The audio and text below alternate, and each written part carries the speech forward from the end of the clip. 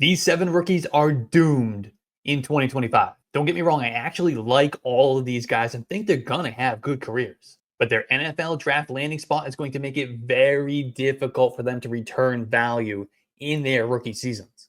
Fade them at their rookie draft ADP and avoid in redraft formats. Let's start with Emeka Egbuka.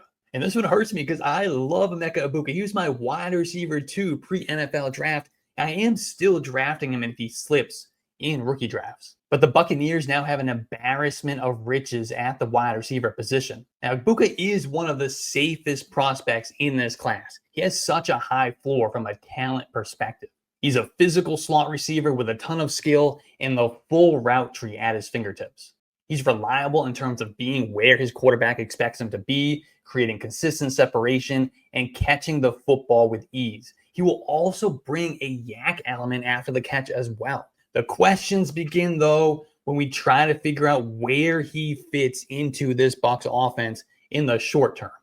Mike Evans is manning the X, but the team just re-signed Chris Godwin to a multi-year extension, and they drafted Jalen McMillan, who had a mini breakout in the second half of his rookie season last year. That's before we even mention Cade Otton or the 2 running backs who are a big part of the passing game there in Tampa Bay. Could the Buccaneers, using this early of a pick on Egbuka, who projects to play a similar role as Chris Godwin, could it mean that Godwin isn't on track to be ready for the start of the 2025 season, coming off that severe ankle injury? The Bucs have said no, but, who knows? Or is it simply a matter of best player available, regardless of need, and they'll figure out the roles later? After all, Mike Evans is no spring chicken, and he's coming up on free agency.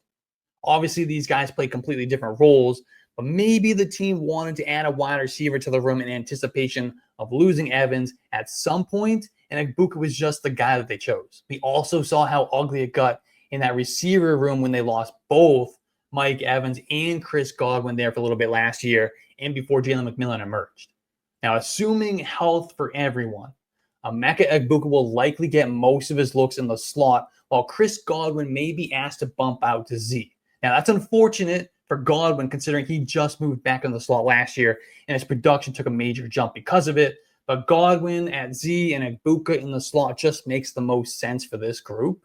However it happens, Emeka Egbuka is looking at a possible Jackson Smith-Njigba, Rome Odunze-like rookie season, given the established target competition in the offense. There just won't be enough footballs to go around for him to be a consistent enough producer for fantasy purposes. He certainly has moved down the Dynasty rankings because of it, compared to where we had him pre-draft at least. It's just hard to see a path for him to be productive in 2025 without predicting injury for someone else in that offense. He certainly has the talent. There's no question about that. This is looking like more of a long-term play if you're drafting Emeka Egbuka in rookie drafts, which, by the way, I still encourage you to do so at the right price. And if you can afford to be patient with him and you don't need that plug-and-play immediate contributor for your team. Like, we're not drafting him ahead of Caleb Johnson or RJ Harvey anymore like we were pre-NFL draft.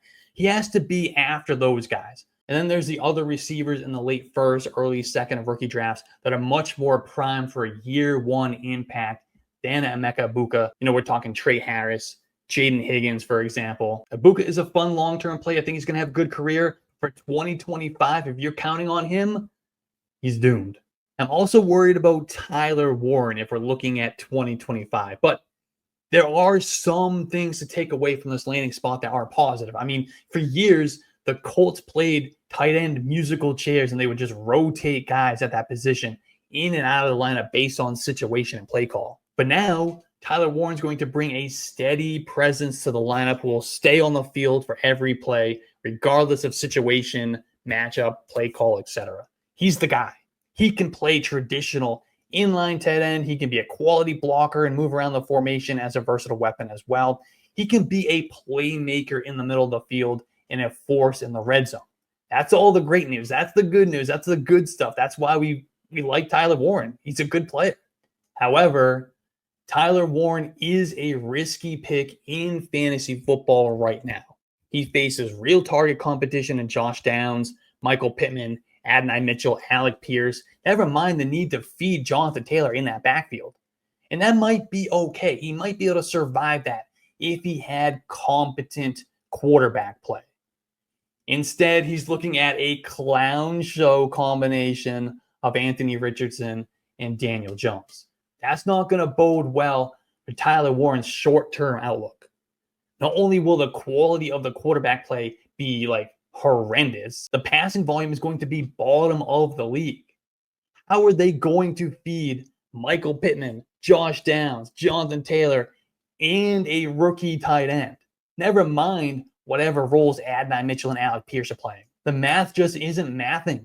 Unless he's the next Brock Bowers, it's not going to work. And even Brock Bowers reached the levels that he did in large part because he was the only guy in that offense. Didn't have a running back. They got rid of Devontae Adams. It's Jacoby Myers and it's Brock Bowers. So that's why when we're looking at Tyler Warren, I think it's best to let your league mates pay the price to draft him in rookie drafts and then trade for him in a year or even 6 months from now, halfway through the season when he's not doing much. Get him at a discounted rate after he's had a quiet rookie season, or like I said, during his rookie season. And the same thing I said with Emeka Egbuka. I like the prospect. Tyler Warren has top 5 tight end upside over the long term. I just think he is doomed in year 1. Sticking with the tight end position, we could say the same damn thing about Colston Loveland. Just 2 catastrophic landing spots for the top 2 tight ends in this class. Now, it is cool that Ben Johnson went with Colston Loveland as his first draft pick as Bears head coach, if you're a fan of the Michigan tight end. But he's being added to an already abundant lineup of pass catchers in Chicago. That could make for a very slow start to Loveland's career. He's going to be fighting for scraps behind DJ Moore and Rome Odunze, while also having to compete with incumbent tight end Cole Kmet.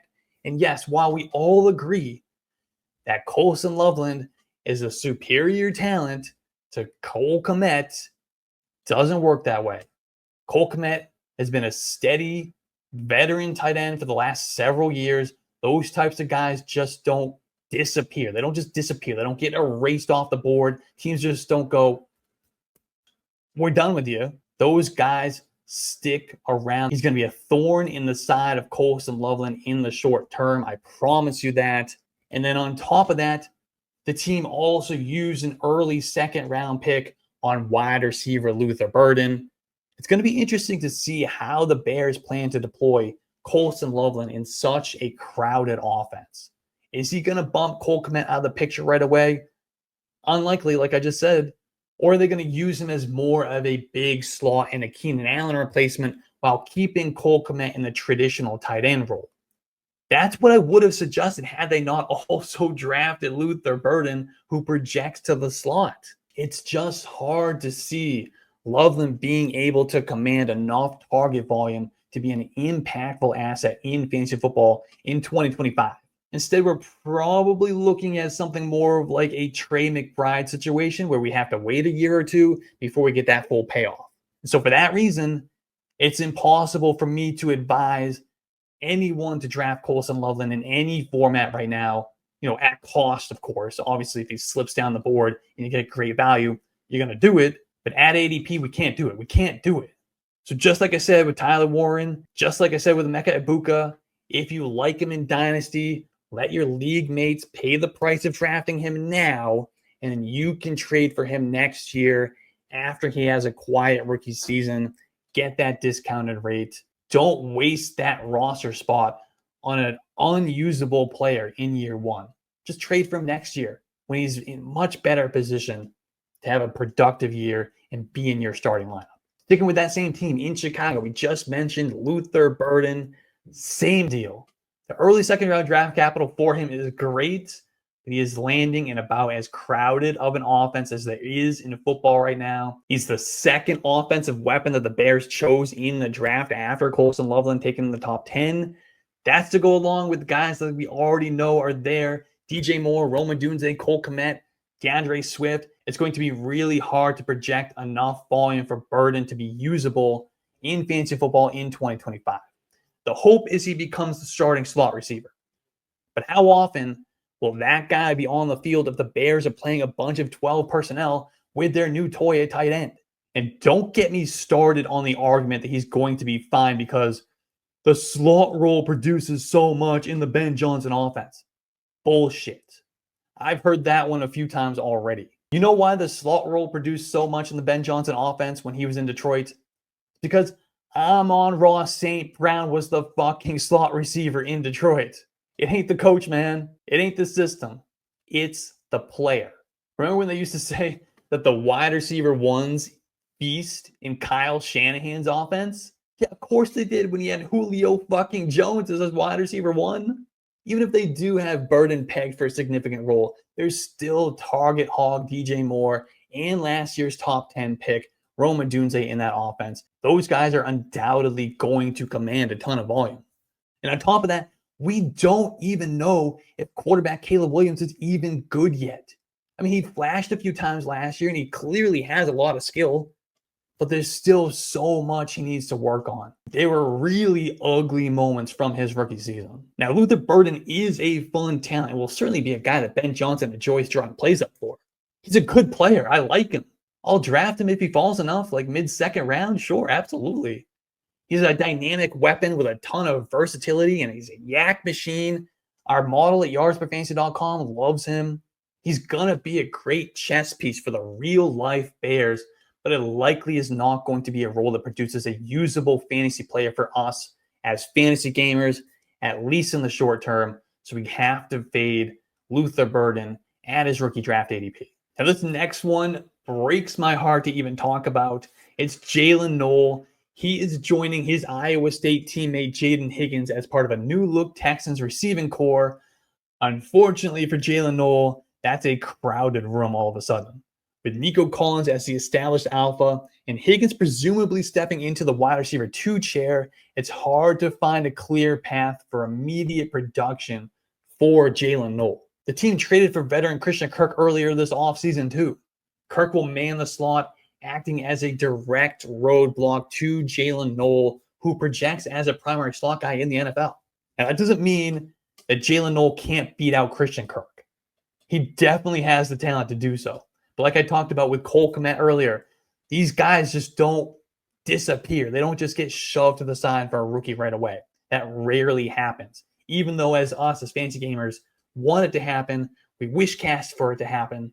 More often than not, that veteran sticks around way longer than we want him to, even if the rookie is clearly more talented. And Jaylin Noel definitely has the talent. And heck, it's still well within his range of outcomes that he's actually better than Jaden Higgins and has the more productive career. After all, he does have the versatility to play Z, as does Christian Kirk, though, by the way. So there's some flexibility in how the Texans choose to deploy these guys. But more than likely, it's going to be a struggle for Jaylin Noel to gain enough traction to be fantasy relevant in his rookie season, which makes it hard to justify using a middle second round pick on him in Dynasty rookie drafts.